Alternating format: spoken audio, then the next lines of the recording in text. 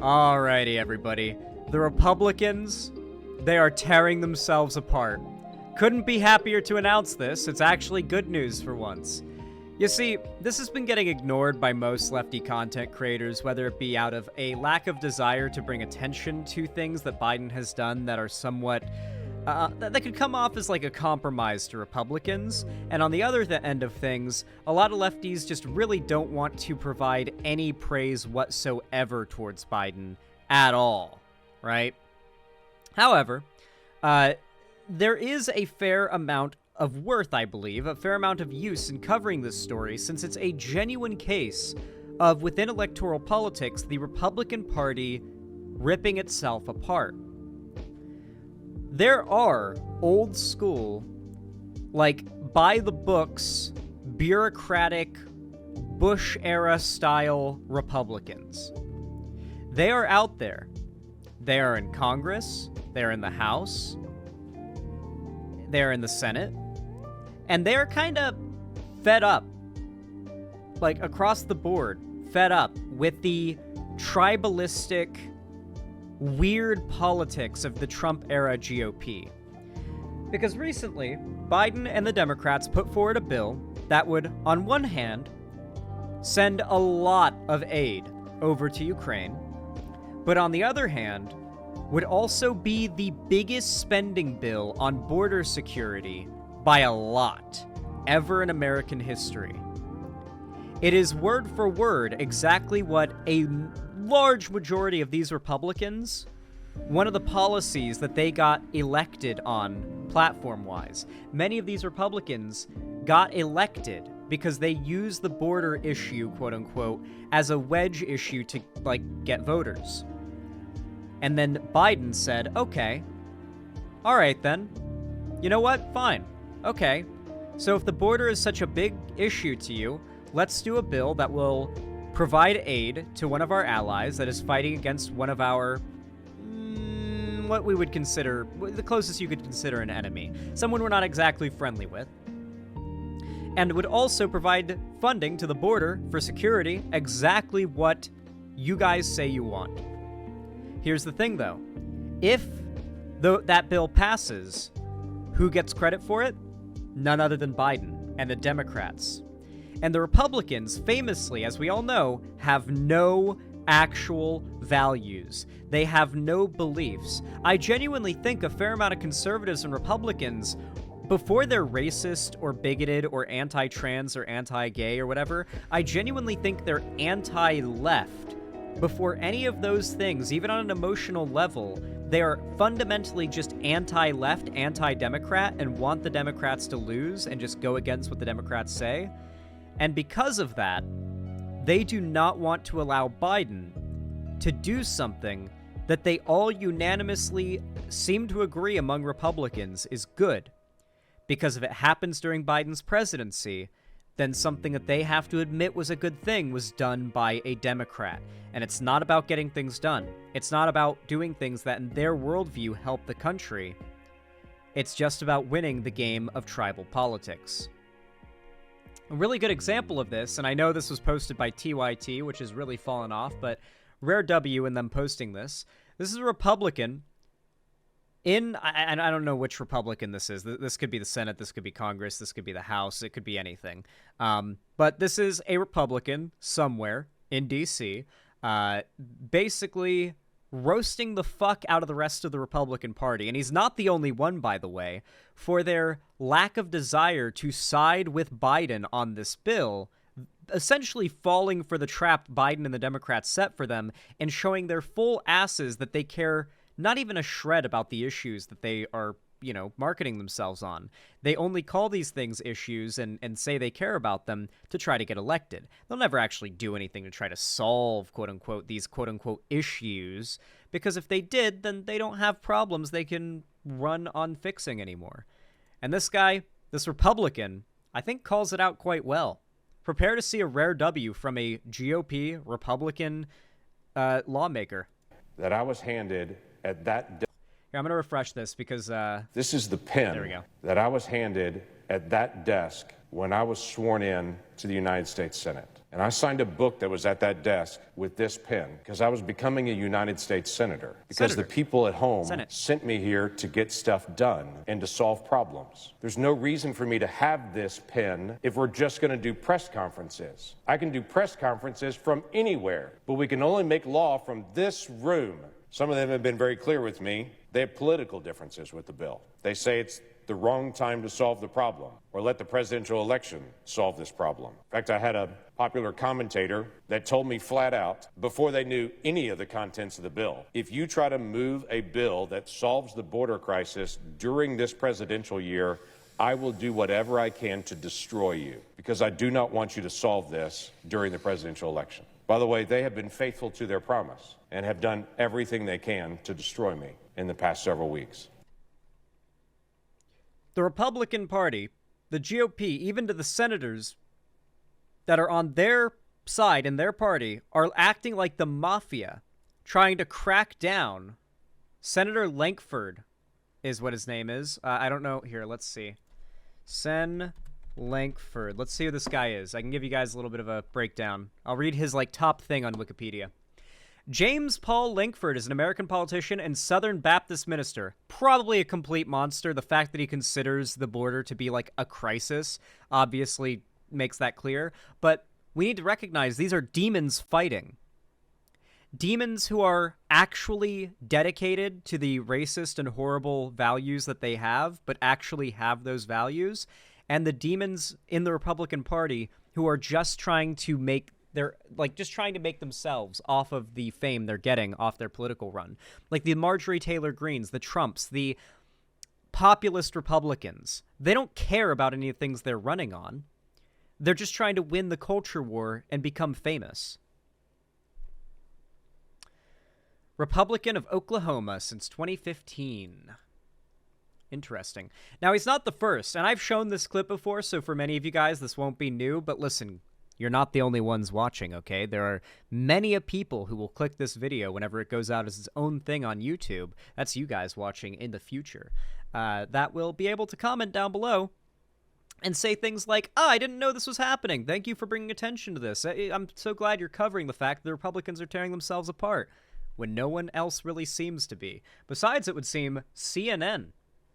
This is a clip of Romney from a CNN segment. I'm going to show the CNN segment, but it also contains the clip of Romney. I've played this Romney clip many times, so some of you will be tired of it, but it is a very good example of the strife happening within the Republican Party right now over the fact that Republicans refuse to actually allow any bills that they agree with pass under Biden, meaning that they basically lost the game of chicken. Biden could put forward a ton of bills Republicans like Republican voters like, where Republican politicians will shut it down to keep Biden from having those victories, quote unquote, among Republican voters. So those bills never actually get passed. Biden gets the clout among Republican voters for having presented and pushed those bills. It's the Republicans lost that game of chicken. The idea that they're willing to work with Democrats to solve these issues. They lost the game of chicken. The Democrats now know they can pretend to support anything. The Republicans won't pull their end of the bargain to pass any bill, even if they like it. We have more new reporting just into CNN, this time from our Capitol Hill team. Senate Republicans, at least some of them, are furious that Donald Trump may have killed a potential bipartisan immigration deal. It has been a month since this happened. He did. One of the biggest... Oh, sorry. I didn't switch screens. One of the biggest things that has been like a broad thing people have been freaking out about among the Republican Party right now is the fact that this border bill, was killed before it could get anywhere because the Republicans blocked it. So this ship has sailed. The Republicans lost their chance to see the biggest border security funding bill ever passed, and it was pushed by Democrats. I know a lot of Republican voters are insane and don't care about real politics, but a fair few of them do, and they're going to remember this. They're going to remember the fact that all these people who are running on the issues they care about, they weren't the ones who pushed for or supported this bill. In fact, the Republicans are the ones who blocked it and did so because they said, we can't let the current president solve these problems because if he does, our guy looks worse. Basically revealing the fact they don't care about helping the American people. They just want to win. And I don't think that vibes well with most even Republican voters. I think most Republican voters have genuinely been fooled into thinking that Trump and the Republican Party are fighting for them and their values. That this whole story kind of throws a wrench in that, doesn't it?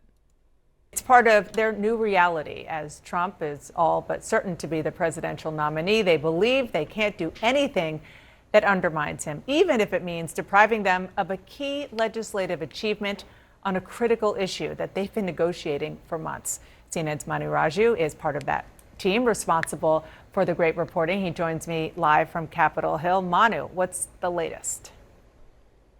Yeah, there are real concerns here in the Capitol that no immigration deal will get accomplished this year, even as Republicans have been clamoring for action to clamp down. The funniest thing, too, is the Republicans just aren't good at getting things done when they're in power. Like, fundamentally, they're not good at it. So even though, like, the Democrats are ideologically far less opposed to combating illegal immigration is still exactly that, illegal immigration. And no Democrat president in history has ever thrown open the borders and said, everyone come on in. That's never once happened, despite what Republicans will tell you. So the most hilarious thing is, among Democrats and progressives, Obama's nickname was the deporter-in-chief. Correct me if I'm wrong, he deported more immigrants than Bush.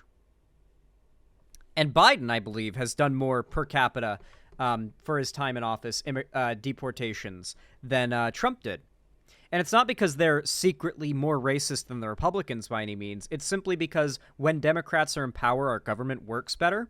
And the Democrats don't just make illegal immigration legal. So, like, the systems that would already be working no matter who's in power, because our laws are just working more efficiently under Democrats, and there ends up being more deportations, which is, to a Republican's, success. So maybe this doesn't have any impact because the fact that Democrats are actually the big deporters as opposed to Republicans would suggest that, you know, as they scream that immigrants are being shipped in by Democrat politicians, that they don't really care what the reality is, which is generally the case. Generally. This might have absolutely no effect on most Republicans. Who knows? Down on the surge of migrants at the southern border, and with it, if there is no immigration deal, no aid to Ukraine, no aid to Israel, no aid to Taiwan, because Republicans... Aid to Israel and Taiwan was also part of this bill, too. So Republicans also blocked aid to Israel on this, too.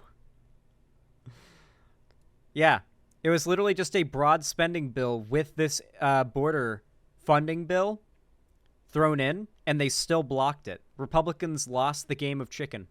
Said that the emergency aid package must wait until they deal with the border first. But Donald Trump has weighed in, privately and publicly, made clear that Republicans should kill this issue, should kill this deal if it does not go as far as he likes. And in fact, he says it needs to be a perfect deal. It needs to be, quote, everything that they want. But Democrats control the Senate, Democrats control the White House, and a bipartisan deal will almost certainly not pass muster with the former president, and a bipartisan deal could give Joe Biden a campaign issue heading into November, something Trump does not want at this moment in the campaign season. And in talking to Republican senators today, it is very clear they are furious at the prospects of this. I mean, this bit's, he's about to get to the bit that I really want to show you. Collapse, and are saying this is all about campaign politics. I think James Lankford's been working. Yeah, these are the Republicans complaining about the fact that the rest of the party doesn't give a shit about anything, even their own racist values or the racist values they claim to have. So this is basically the Republicans getting mad at each other because some of them are more obsessed with ego and fame than they are with actually achieving racist policy reform. Think about that for a minute. Actual right-wing infighting, not too dissimilar to the kind you actually see on the left. It honestly brings a tear to my eye, chat. A tear of joy.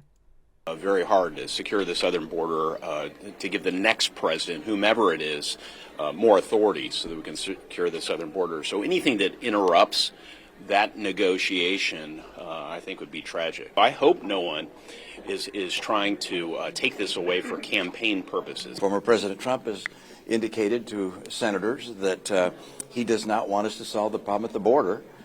He wants... Yeah, see, it was a Ukraine flag. That is clear as day, blue and yellow. That is Mitt Romney's a demon, but he's one of the least demonic of an entire group of demons, you know? If that makes sense. He is like one of the least demonic Republicans. Like, you got to be pretty demonic to, you know, be a Republican, but he is pretty, like, low tier in his evil. To lay the blame for the border at Biden. And the idea that someone running for president would say, please hurt the country so I can blame my opponent and help my politics is a shocking development. Do you think this is what he wants, the issue, Donald Trump? This is why he's doing it? I think the border is a very important issue for Donald Trump. And the fact that he would communicate to Republican senators and congresspeople that he doesn't want us to solve the border problem because he wants to blame Biden for it is really appalling. So what does that say that what he is saying carries weight here? What does it say that Republicans are listening to? Well, shocking that politics plays a role in this building. Absolutely shocking. I can't imagine that's the case. Ukraine is on the line. But the reality is that we have a crisis at the border. The American people are suffering as a result of what's happening at the border. They're not. Once again, this is like it's the Republicans being upset that some Republicans want to win the team sport more than they want to instill actual racist policy. That is what is causing the schism. And it's not a schism over principles and good morals or anything. It's a schism over, like, how best to destroy the country, essentially. No one's a good guy here. But there is a valid point being made. And it's worth highlighting. And it's worth showing you guys that within the Republican Party, there is strife. Now is the time, more than ever, especially this election, to get out there and vote. Take advantage of this weakness in the Republican Party and take ground from them. Take ground from them electorally they will never reclaim, ideally. The further into the future we go, the more progressive the youth are, obviously, and the more of those youth are going to hit voting age and hopefully actually engage in high voter turnout, or at least okay voter turnout, so they're actually electorally significant. And that's going to make the Republicans more and more and more of a niche voting option as time goes by. There'll always be hard red areas, but, I mean, it's a broader popularization of progressive politics. That's always happened, and it will continue to happen. The Republicans are either going to have to change what they are and stand for fundamentally to become less radically right-wing in the future, or they're going to have to win and destroy democracy. So there is no method or way through which they can lose power ever again. But if they lose any more elections, I think they know it at this point. The Republican Party's days are numbered in America. Not necessarily shortly numbered, but definitely the end is in sight for the Republican Party having the level of power that it's gotten so used to having. I can't see 50 years from now the Republicans and their politics being popular enough as they are today for them to continue getting elected. They will have to continue to water down their beliefs and dog whistle more and more and more and prey on people's, like, less and less radical about, like, progressivism as we go forward. And eventually the Republicans are going to be arguing for things that are so, you know, nothing. It's not even going to be that much of a threat anymore in the long future. And I think the Republicans know that, like, the youth are going to be their demise. And the fact that their biggest voter base, old white people in America, are not going to be very long-lived. They're not going to be replaced by more Republican voters all that quickly. In fact, the Republicans have relied for a very long time on this trend that used to be quite common, in that even young progressive people would eventually trend towards conservatism and voting Republican as they got older. usually around their 30s, especially by their 40s. A surprising percentage of even Democrat young voting people would be conservative by the time they got older. This could be for many reasons, but a lot of them had to do with, like, there's a pretty big trend in America, especially among baby boomers, to have, like, been absolute degenerates when they were teenagers and in their early 20s. And then, like, once they've had their fun, they, like, found God, became, like, Baptists, like, asked Jesus to forgive them, and now they become the most prude, judgmental pieces of shit you can imagine. That is a significant amount of those people. However, what I have found, and what data suggests, is that with each passing generation, especially since millennials, and it's very much so Gen Z, that trend has reversed. Gen Z and millennials tend to get more progressive as they get older, not more conservative. Exactly, Ninja Knot. That trend started with millennials. They were already quite progressive, but they have gotten more progressive on average as they've gotten older, and Gen Z has done the same. Gen Z has a higher rate of politically, I don't know, than most other generations before them. However, by the time they get older, like, you know, into their mid-20s, they tend to be much more progressive. We'll have to see how this carries forward going into the 30s and 40s and stuff for Gen Z and millennials. But, well, millennials are already 40, but you know what I mean. I think Gen X is 40. Regardless, though, the Republican Party does not have that long to last. There'll always be bigots and awful people, but think about it like this. Over time, those people are going to become more and more niche, and those who are the bigots and crazies, their ideas are going to become less and less radical, as what is considered radical, like the Overton window will even drag the most radical people away from what we consider to be radical today, more towards what we consider to be moderate today. That tends to be the case. I mean, hell, we literally had slavery and mass executions of, like, POC in this country for, like, the slightest grievances or just cuz whenever this country was founded. And then moving forward, like, we've seen as, like, the amount of people who acted as, like, a countercultural push to try to maintain this bigotry in these unjust states shrinks.